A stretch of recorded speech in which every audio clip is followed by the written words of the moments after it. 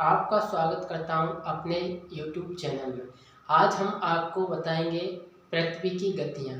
जैसा कि आप सभी जानते हैं, पृथ्वी दो प्रकार की गतियां करती हैं, एक घूर्णन और दूसरा परिभ्रमण। पृथ्वी का अपने अक्ष पर एक चक्कर पूरा करने को घूर्णन कहते हैं।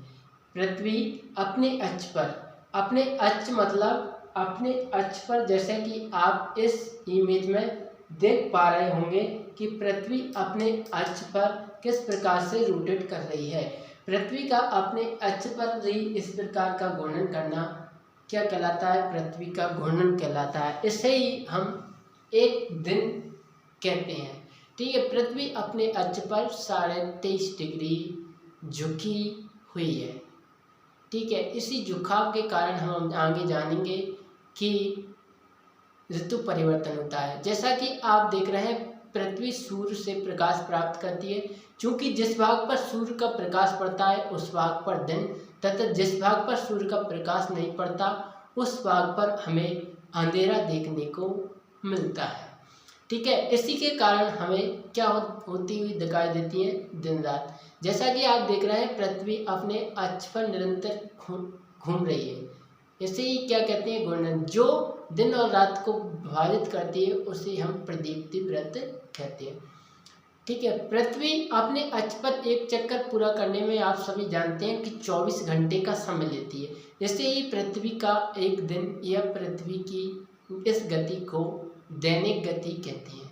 मान लीजिए, अगर पृथ्वी घूर्णन नहीं करती तो जिस भाग पर सूर्य का प्रकाश पड़ता उस भाग पर हमेशा दिन रहता, तथा उस भाग पर अत्यधिक गर्मी पड़ती, तथा जिस भाग पर सूर्य का प्रकाश नहीं पड़ता उस भाग पर हमेशा अंधेरा रहता।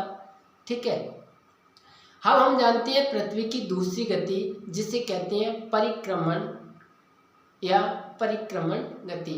पृथ्वी अपने एक निश्चित कक्षा में सूर्य के चारों ओर एक दीर्घवृत्ताकार पथ पर चक्कर लगाती है। ये चक्कर वो लगभग 365 दिन में पूरा करती है, जिसे हम पृथ्वी का एक वर्ष कहते हैं। ठीक है, इसी परिक्रमण के कारण ही पृथ्वी पर ऋतुओं का परिवर्तन हमें देखने को मिलते हैं। जैसा कि हम सभी जानते हैं कि ऋतुओं में परिवर्तन पृथ्वी के घूर्णन के कारण होता है, और ऋतुओं को हम सामान्यतः 4 भागों में बांट सकते हैं। कौन कौन सी? नंबर 1 गर्मी, नंबर 2 सर्दी, नंबर 3 बसंत और नंबर 4 पर आती है शरद ऋतु। ठीक है, ऋतुओं में यह परिवर्तन पृथ्वी की स्थिति में परिवर्तन के कारण ही होता है। ठीक है, अब हम समझते हैं कि कैसे परिवर्तन होता है ऋतु में। जैसा कि आप सभी जानते हैं कि 21 जून को पृथ्वी के उत्तरी ध्रुव पर सर्वाधिक प्रकाश पड़ता है, इसलिए इस दिन पृथ्वी के उत्तरी ध्रुव पर सबसे लंबा दिन देखने को हमें मिलता है। और इस दिन ऑब्वियसली बात है कि अगर इस दिन सबसे लंबा दिन होगा तो सबसे छोटी रातें हमें देखने को मिलेंगी।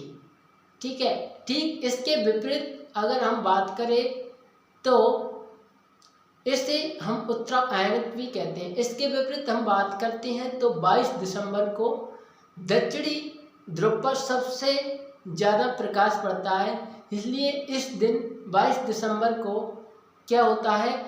दक्षिणी गोलार्ध पर सबसे लंबे दिन होते हैं।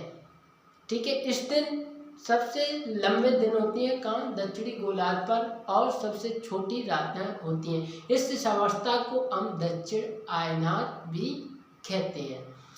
अब तीसरे नंबर पर चलते हैं। 21 मार्च और 23 दिसंबर को, जैसे कि आप जानते हैं, इस दिन सूर्य का प्रकाश सीधे विषुवत रेखा पर सीधा पड़ता है, और इस अवस्था में कोई भी ध्रुव झुका नहीं होता। इस पूरी पृथ्वी पर रात दिन बराबर होता है, इसे विषुव भी कहा जाता है। ठीक है, इस दिन क्या होता है? पृथ्वी पर दिन और रात बराबर देखने को मिलती है। 23 सितंबर को उत्तरी गोलार्ध में शरद ऋतु, जबकि दक्षिणी गोलार्ध में बसंत ऋतु देखने को मिलती है। इसके ठीक विपरीत की बात करें तो 21 मार्च को उत्तरी गोलार्ध में बसंत ऋतु तथा दक्षिणी गोलार्ध में शरद ऋतु देखने को हमें मिलती है। ठीक है, धन्यवाद। अगर आपको ये वीडियो पसंद आई हो तो कृपया लाइक कीजिए, सब्सक्राइब कीजिए और अपने दोस्तों को शेयर कीजिए। बहुत बहुत धन्यवाद।